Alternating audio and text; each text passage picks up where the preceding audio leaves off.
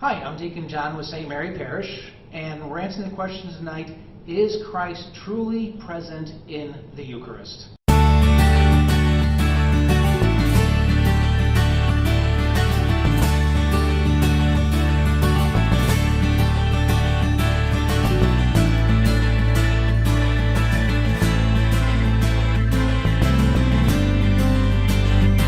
As Catholics, we have much in common with our Protestant brothers and sisters.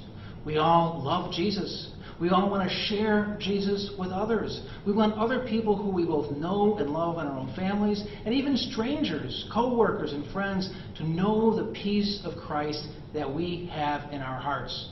But as Catholics, we have something unique. We receive the body, blood, soul, and divinity of Jesus Christ in Holy Communion.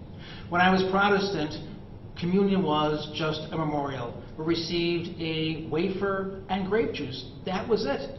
But as Catholics, because of apostolic succession, because of the priesthood, and because of Jesus' words, we know that we truly receive Jesus, body, blood, soul, and divinity every time we come up for Holy Communion. In John chapter 6, in the Bread of Life discourse, Jesus talked about receiving Him, His body, His flesh, His blood, and consuming that. He was very explicit about that. He was so explicit that so many of His disciples decided to leave. Even Jesus asked the 12 if they wanted to leave.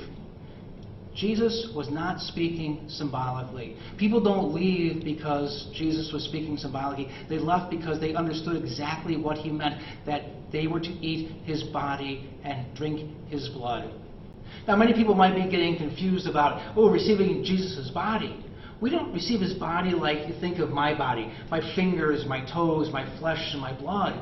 We receive Jesus' crucified, risen, and glorified body. The body that the apostles saw while they were hidden in the upper room, afraid of the Jewish leaders. The body that passes through walls, the body not bound by space and time. That is the body that we receive in Jesus Christ every time we come up for communion. We have the fullness of faith, my brothers and sisters, but we should never be afraid to admit that. We should never be arrogant. We should never be condescending to our fellow Christian brothers and sisters, but we should never be ashamed to admit that we receive Jesus. We have this intimate union with Him. You know, one of the things that Jesus said most often in the Gospels was, "Be not afraid."